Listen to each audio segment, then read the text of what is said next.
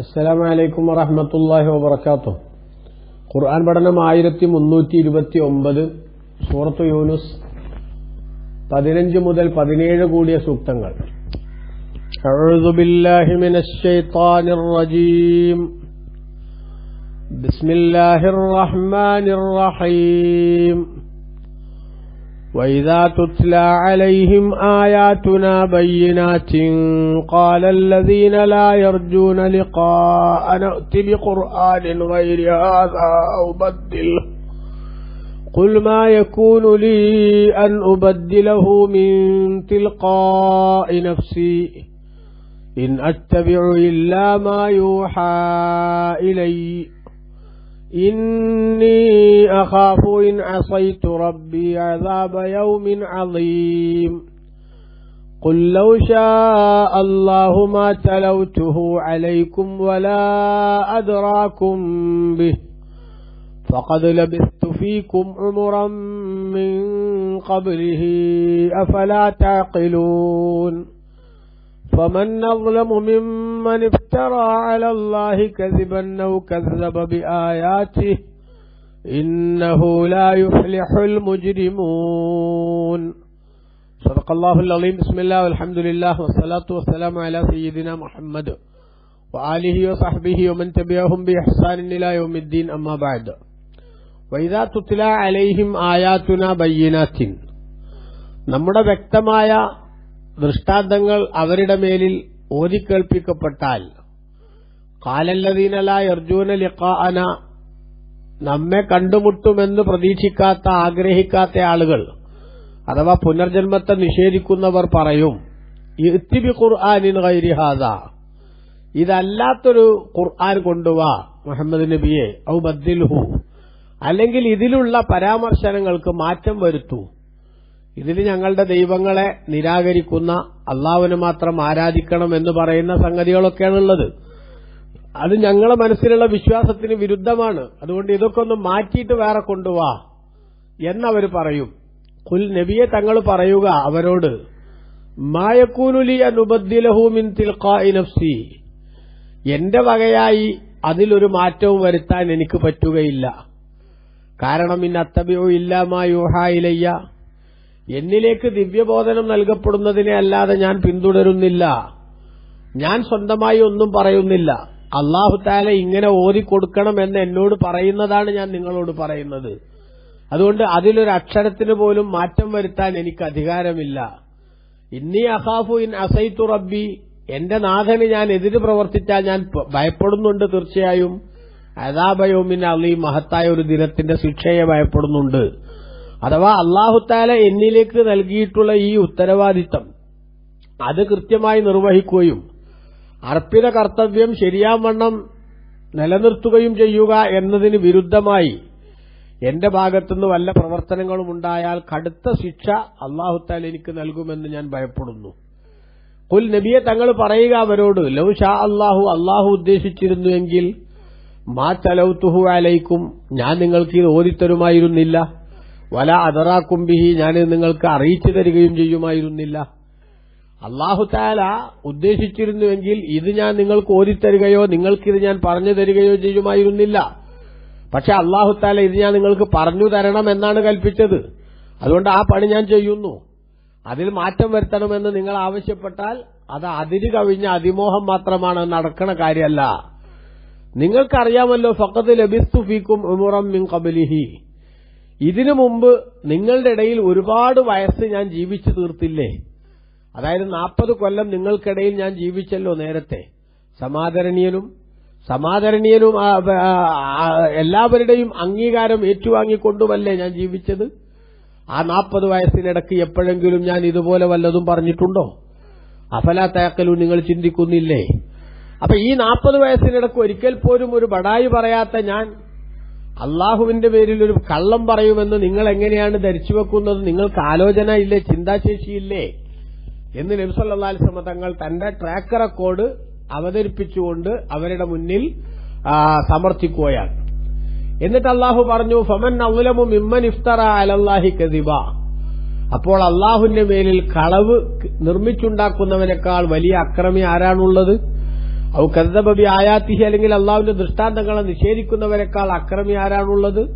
ആരാണെന്ന് വെച്ചാൽ ആരുമില്ല. ഏറ്റവും വലിയ അക്രമികൾ അള്ളാഹുവിന്റെ പേരിൽ ഇല്ലാത്തത് പറയുകയും അള്ളാഹുവിന്റെ ദൃഷ്ടാന്തങ്ങളെ നിഷേധിക്കുകയും ചെയ്യുന്ന ആളുകൾ തന്നെയാണ്. ഇന്നഹു ലാ യുഫ്ലിഹുൽ മുജ്രിമൂൻ, നിശ്ചയം ധിക്കാരികൾ, തമ്മാടികൾ അവർ വിജയിക്കുകയില്ല തന്നെ എന്ന് ബഹുമാനപ്പെട്ട ഖുർആൻ പറഞ്ഞു. ഇവിടെ നമ്മൾ നോക്കണം, നബി സല്ലല്ലാഹു അലൈഹി വസല്ലമ തങ്ങൾക്ക് അല്ലാഹു തആല ഈ സൂറത്തിലൂടെ ശത്രുക്കളുടെ ഓരോ ദുരാരോപണങ്ങൾക്കും കൃത്യമായിട്ടുള്ള നിരാകരണവും അതിന്റെ മറുപടിയും ശരിയാവണ്ണം രേഖപ്പെടുത്തുന്നതായിട്ടാണ് നമുക്ക് മനസ്സിലാവുന്നത്. കാരണം ഈ സൂറത്തിന്റെ ആരംഭത്തിൽ തന്നെ നമ്മൾ കണ്ടതെന്താ? നബി സല്ലല്ലാഹു അലൈഹി വസല്ലമ തങ്ങളെ അവരിൽ നിന്ന് റസൂലാക്കി നിയോഗിച്ചത് അവർക്ക് പിടിച്ചില്ല. അതിലവർ അത്ഭുതം പൂണ്ടു. അത്ഭുതം പൂണ്ടപ്പോൾ അല്ലാഹു സുബ്ഹാനഹു വ തആല അതിന് മറുപടി പറഞ്ഞു. എന്തായിരുന്നു മറുപടി? നബി സല്ലല്ലാഹു അലൈഹി വസല്ലമ തങ്ങളെ റസൂലാക്കിയതിൽ അവർക്ക് അത്ഭുതം തോന്നുന്നുണ്ടെങ്കിൽ അകാന ലിന്നാസി അജബൻ അന്ന ഉഹൈനാ ഇലാ റജുലിൻ മിൻഹും എന്ന് തുടങ്ങുന്ന ആയത്തിലൂടെ അങ്ങനെ അത്ഭുതം തോന്നേണ്ടയില്ല. ആരെയാണ് റസൂലാക്കേണ്ടതെന്ന് തീരുമാനിക്കാനുള്ള ഫൈനൽ അതോറിറ്റി അള്ളാഹുവാണ്. അള്ളാഹു അർഹരായ ആളുകളെ തന്നെയാണ് ആ സ്ഥാനത്തേക്ക് നിശ്ചയിച്ചിട്ടുള്ളത് എന്ന് മറുപടി പറഞ്ഞു. പിന്നീട് അവർക്കുണ്ടായിരുന്ന സംശയമാണ് എന്ത്? മുഹമ്മദ് നബി സല്ലല്ലാഹു അലൈഹി വസല്ലം തങ്ങൾ റസൂലാണ് എന്ന് പറയുന്ന വാദം അത് ശരിയാണെങ്കിൽ ഞങ്ങൾക്ക് നീ വല്ല ശിക്ഷയും ഇറക്കി അല്ലെങ്കിൽ കല്ലുമഴ പെയ്യിപ്പിച്ചൊക്കെ ഞങ്ങൾ എന്ത് ചെയ്തോ, നശിപ്പിച്ചോ എന്നവർ പറഞ്ഞു. അതിന് മറുപടി അല്ലാഹു സുബ്ഹാനഹു വ തആല പറഞ്ഞു. കഴിഞ്ഞ ക്ലാസ്സിൽ നമ്മൾ വിശദീകരിച്ച വലു യുഅജ്ജിലുല്ലാഹു ലിന്നാസി ശർറ ഇസ്തിഅജാലഹും ബിൽ ഖൈരി ലഖുലിയ ഇലൈഹിം അജലുഹും. ജനങ്ങൾ ഈ ശിക്ഷയ്ക്ക് വേണ്ടിയുള്ള അവരുടെ ധൃതിപ്പെട്ടുള്ള ആവശ്യപ്പെടൽ അതിനനുസരിച്ചെങ്ങാനും അല്ലാഹു സുബ്ഹാനഹു വ തആല ധൃതി കാണിച്ചാൽ അവരെ എപ്പോൾ നശിച്ചു എന്ന് ചോദിച്ചാൽ മതി. മറിച്ച് അല്ലാഹു സുബ്ഹാനഹു വ തആല അങ്ങനെ അവരെ നശിപ്പിക്കണമെന്ന് തീരുമാനിച്ചിട്ടില്ലാത്തതുകൊണ്ട് അവർ ജീവിക്കാണ്, ആയുസിന്റെ നീളം കൊണ്ട് ജീവിക്കാണ് എന്ന് പറയാൻ വേണ്ടി അല്ലാഹു തആല നിർദ്ദേശിച്ചു. ആ മറുപടിയും പറഞ്ഞു. ഇനി മൂന്നാമത്തെ അവരുടെ സംശയമായിരുന്നു, അതിന്റെ മറുപടിയാണ് ഇവിടെ പറയുന്നത്. എന്താ? അവർ നബി സല്ലല്ലാഹു അലൈഹി വസല്ലം തങ്ങൾ വിശുദ്ധ ഖുർആനിലെ സൂക്തങ്ങൾ ഓതിക്കൊടുക്കുമ്പോൾ അവർ നബി തങ്ങളോട് പറയാണ്, എന്താ പറയണത്? ഈ ഖുർആൻ, അതായത് ഇപ്പൊ നിങ്ങൾ മുന്നോട്ട് വെക്കുന്ന ഈ തത്വങ്ങൾ, ഇതൊന്നും ആക്സെപ്റ്റ് ചെയ്യാൻ മാത്രം ഞങ്ങളെ മനസ്സ് പാകപ്പെടുന്നില്ല.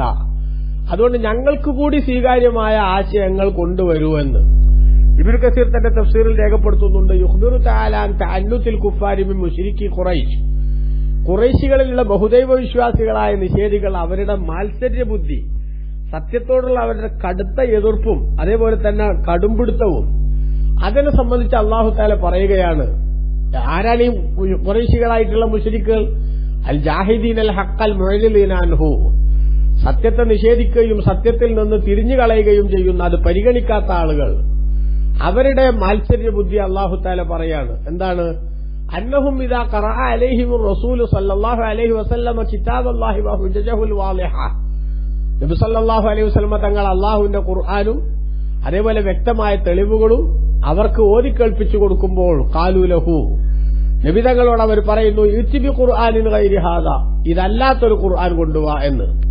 അതായത് ഐ റുദ്ദ ഹാദാ വജിഅനാ ബിഗൈരിഹി മിൻ നമത്തിൻ ആഖർ, ഇതൊഴിവാക്കിയിട്ട് ഇതേ മറ്റൊരു ക്രമത്തിൽ മറ്റൊരു ശൈലിയിലുള്ള എന്ന് പറഞ്ഞാൽ ഇതിലുള്ള ആശയങ്ങളെ ഘടനയിലല്ലാത്ത മറ്റൊരു ഖുർആൻ കൊണ്ടുവാ. ഔ ബദ്ദിൽഹു, അല്ലെങ്കിൽ ഇതിന് മാറ്റം വരുത്തുക.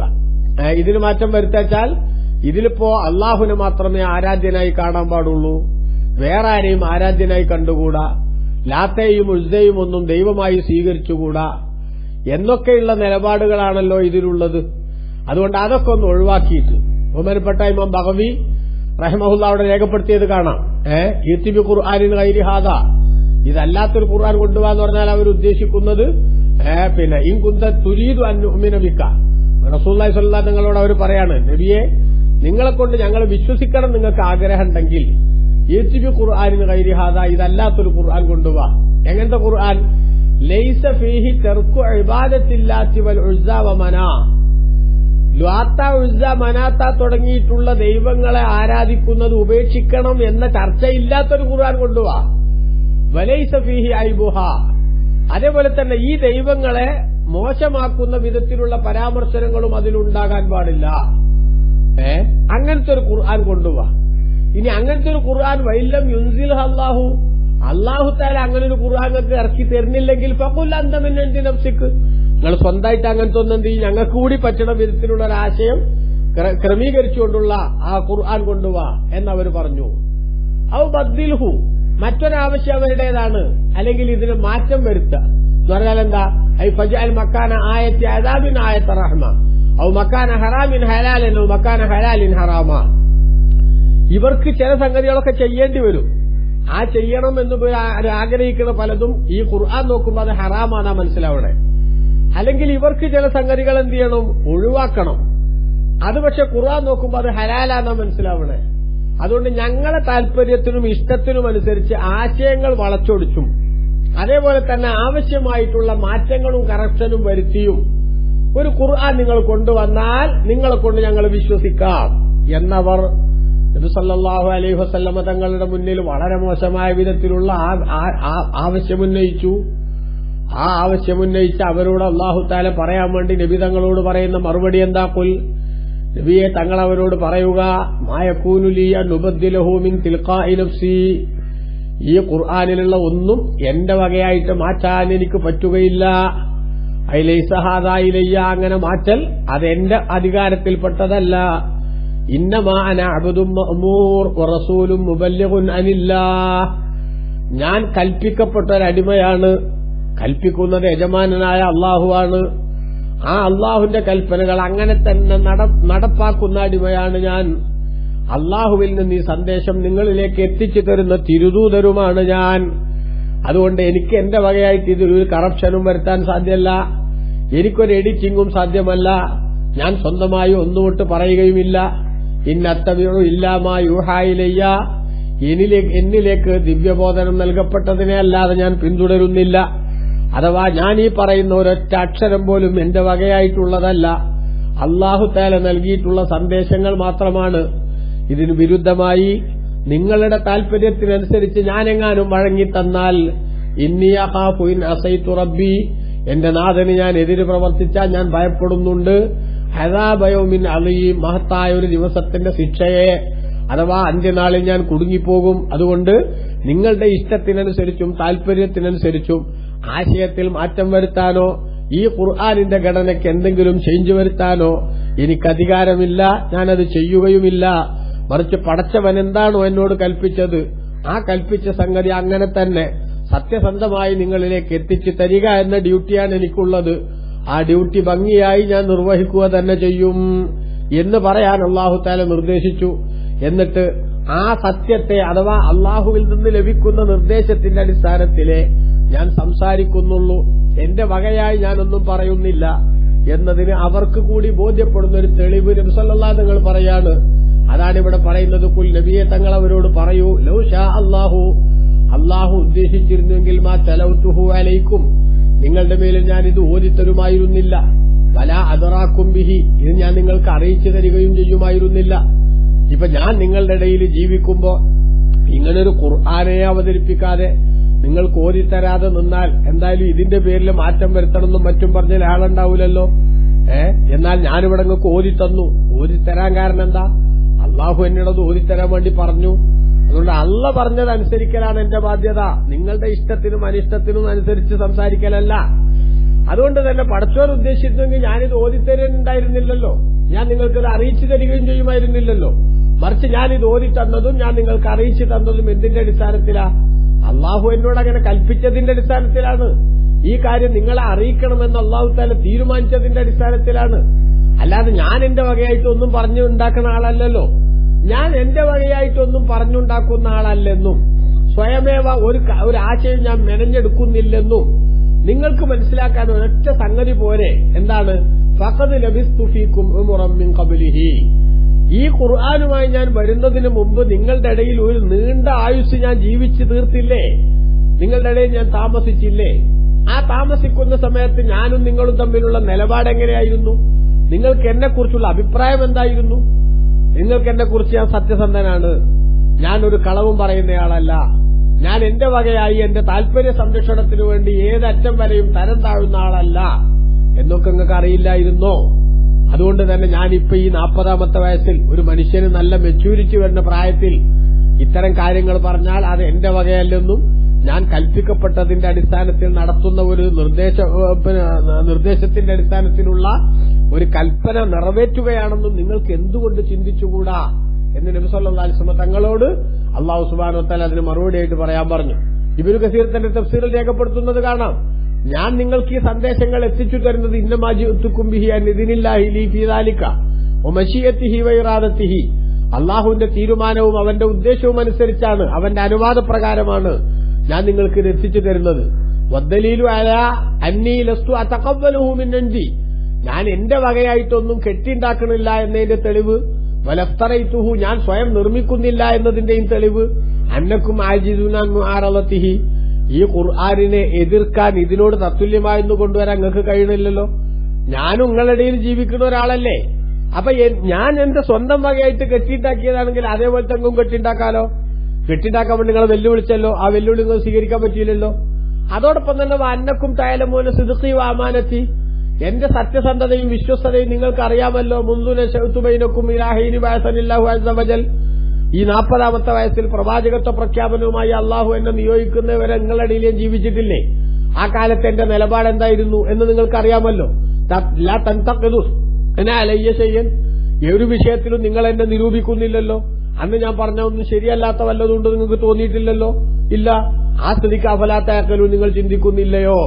അഫലൈസ ലക്കും ഉഖൂലുൻ തഅരിഫൂന ബിഹൽ ഹഖ്ഖ മിനൽ ബാത്തിൽ, സത്യവും അസത്യവും വേർതിരിച്ച് മനസ്സിലാക്കാൻ ആവശ്യമായിട്ടുള്ള വിശേഷ ബുദ്ധി നിങ്ങൾക്കില്ലേ.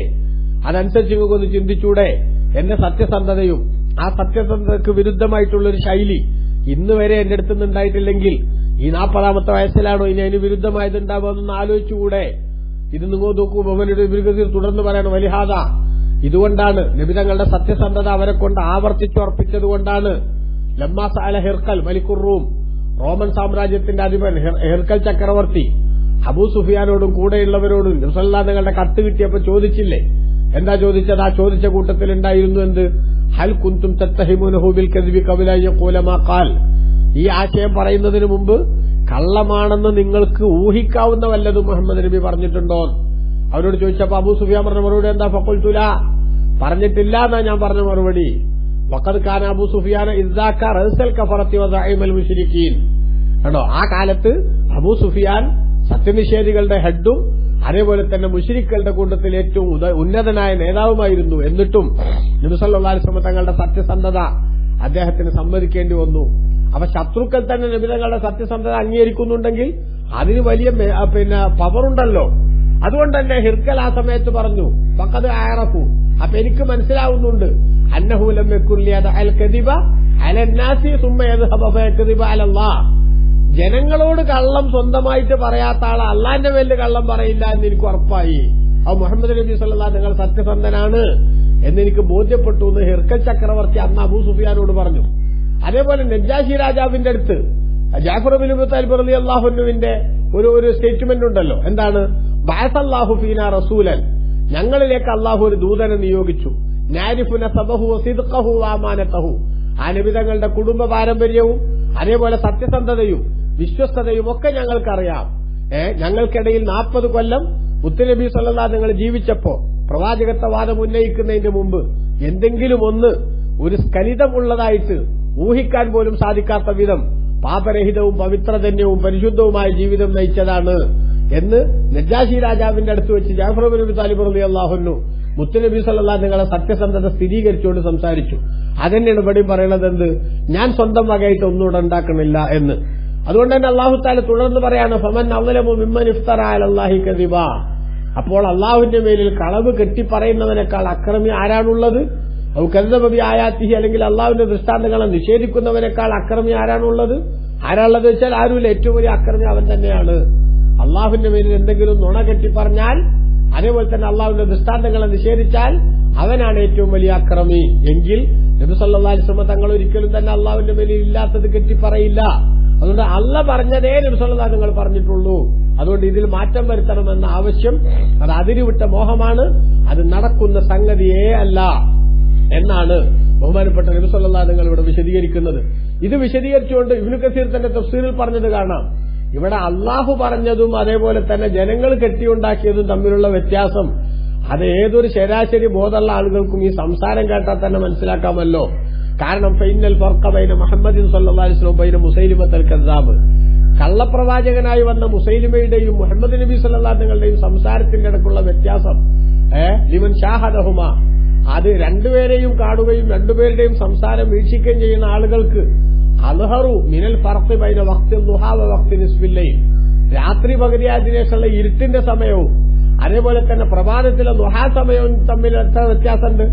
അതിനേക്കാളും വ്യക്തമാണ് റസൂലുള്ളാന്റെ വാക്ക് സ്വന്തം വകയല്ലെന്നും ദൈവിക വചനമാണെന്നും, അതേസമയത്ത് മുസൈലിമത്തുൽ കദ്ദാബ് സ്വന്തം കെട്ടിയുണ്ടാക്കിയ താന്തോന്നിത്വം പറയുകയാണെന്നും കൃത്യമായിട്ട് ബോധ്യപ്പെടുന്ന സംഗതിയാണ് എന്ന് ബഹുമാനപ്പെട്ട ഇബ്നു കസീർ ഈ ആയത്തിന്റെ വ്യാഖ്യാനത്തിൽ വിശദീകരിക്കുന്നത് കാണാം.